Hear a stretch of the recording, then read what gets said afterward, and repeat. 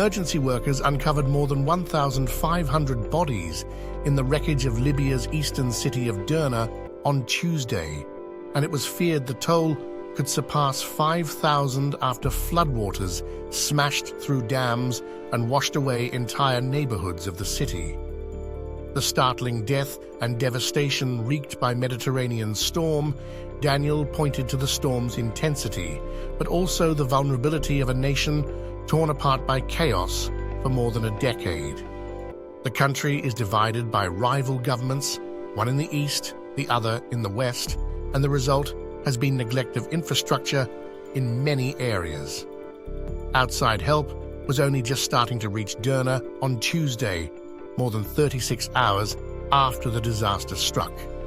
The floods damaged or destroyed many access roads to the coastal city of some 89,000. Footage showed dozens of bodies covered by blankets in the yard of one hospital. Another image showed a mass grave piled with bodies. More than 1,500 corpses were collected, and half of them had been buried as of Tuesday evening, the health minister for eastern Libya said. At least one official put the death toll at more than 5,000. The state-run news agency quoted Mohammed Abu Lamusha, a spokesman for the East Libya Interior Ministry, as saying that more than 5,300 people had died in Derna alone. Derna's ambulance authority said earlier Tuesday that 2,300 had died, but the toll is likely to be higher, said Tamar Ramadan, Libya envoy for the International Federation of Red Cross and Red Crescent Societies.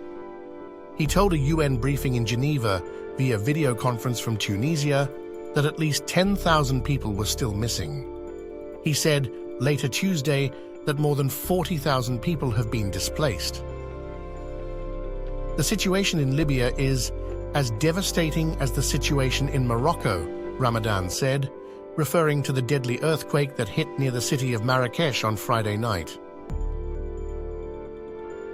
UN Secretary-General Antonio Guterres conveyed his solidarity with the Libyan people and said the United Nations is working with local, national and international partners to get urgently needed humanitarian assistance to those in affected areas, UN spokesman Stéphane Dujarric said. The destruction came to Derna and other parts of eastern Libya on Sunday night.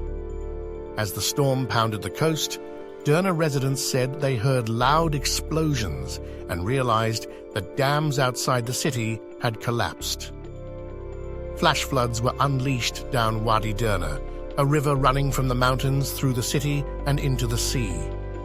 The wall of water erased everything in its way, said one resident, Ahmed Abdallah. Videos posted online by residents showed large swaths of mud and wreckage where the raging waters had swept away neighborhoods on both banks of the river.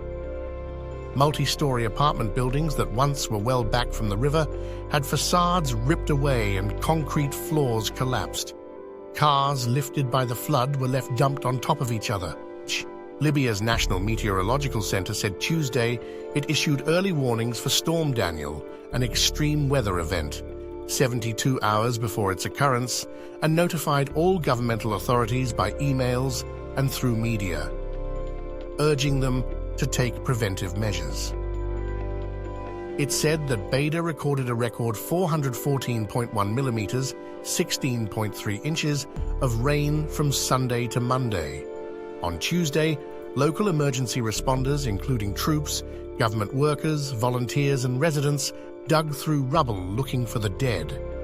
They also used inflatable boats to retrieve bodies from the water. Many bodies were believed trapped under rubble or had been washed out into the Mediterranean Sea, said Eastern Libya's health minister Othman Abdul Jalil. We were stunned by the amount of destruction. The tragedy is very significant and beyond the capacity of Derna and the government, Abdul Jalil told the Associated Press on the phone from Derna.